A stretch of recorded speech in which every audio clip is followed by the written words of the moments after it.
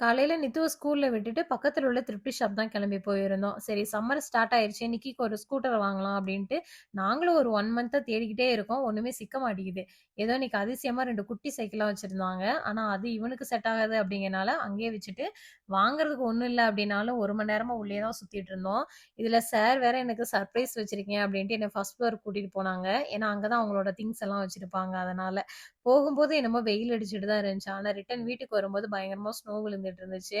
இத்தனைக்கும் May month முடியவே போகுது. மதியம் வீட்டுக்கு வந்ததுமே நம்ம ஆளு லஞ்ச் சமைக்க ஸ்டார்ட் பண்ணிட்டாங்க. மதியம் லஞ்சுக்கு வந்து சிக்கன் லெக் பீஸ் பிரியாணியும், போன்லெஸ் சிக்கன 65 மாரி பொரிச்சு அப்படியே பெப்பர் சிக்கன் பண்ணிக்கலாம் அப்படின்னு தான் பிளான் பண்ணி ரெடி பண்ணிட்டு இருந்தாங்க.